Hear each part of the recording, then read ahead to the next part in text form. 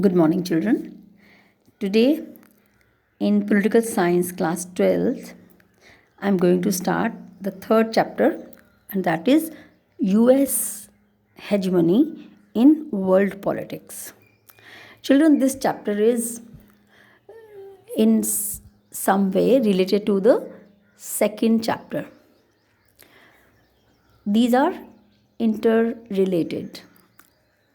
I think you remember the Soviet disintegration, where Soviet Union got disintegrated in 1991, and during that time the world was clearly divided into two parts: socialist and capitalist, or socialist bloc and capitalist bloc, and they were against each other. They were, in a way, rivals of each other and trying to show their supremacy, their power, their influence on more and more countries by building alliances with smaller countries and convincing them to follow and establish their ideology of capitalism or socialism, respectively. Then the time changed, and the situation in socialist bloc or communist bloc deteriorated, and people wanted freedom. And as a result, in 1991, Soviet Union got disintegrated or broke into many parts. In itself, all the 15 republics were also free, and the other countries, especially in Eastern Europe, they were also free, and they were free to have the political system, economic system of their own choice as independent countries. So now is the time when one superpower was vanished in the form of Soviet disintegration, and another superpower, that was US, United States, that remained powerful. So when there is no opposition out of two most powerful countries, so then the result will be only one country, one superpower in the world, which would affect, influence all other countries in various ways: economically, militarily, politically, culturally, etc.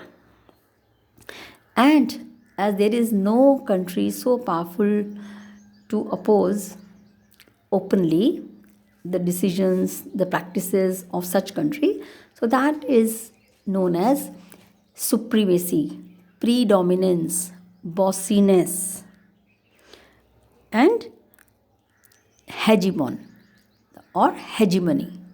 So hegemony is the supremacy, leadership, commanding, influencing other countries, and balance of power is towards one country only.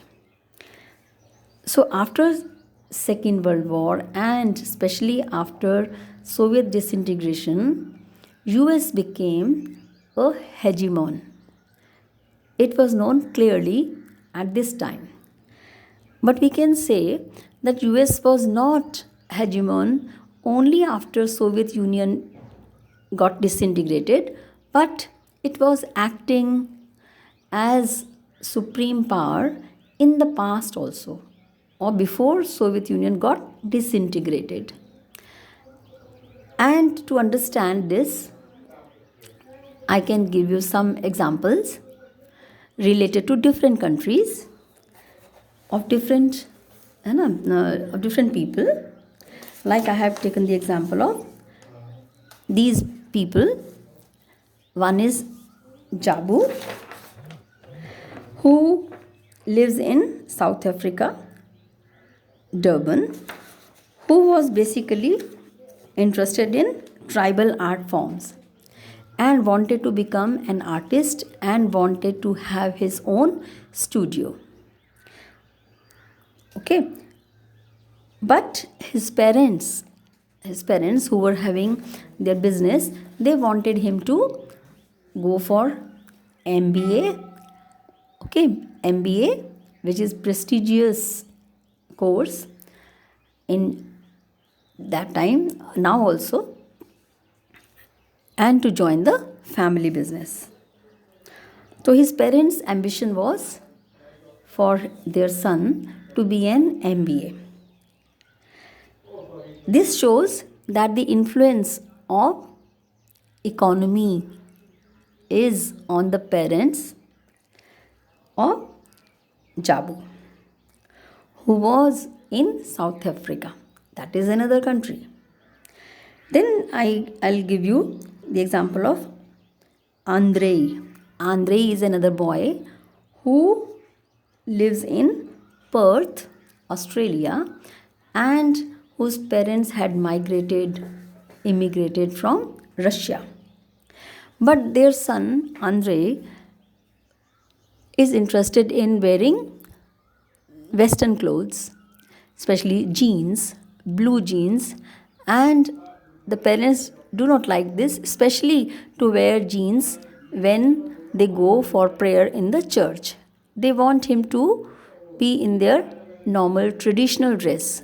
But the influence of the culture of America, US, that is so strong on youngsters that they don't mind, and they prefer to wear those clothes common in US. I want to quote one more example, that is of a girl, Aisha. She lost her leg in an attack of missile in the year 2003 in Baghdad. She wanted to become a doctor, but due to this accident, she could not go for this training or this course. Why? Because the foreign troops were still there in her country and she could not go for her such training or could not fulfill her ambition. So these three examples are showing different types of influence of US on the people. First one is related to soft power, that is Jabu's. Second one of Andre, I'm sorry, that is wrong.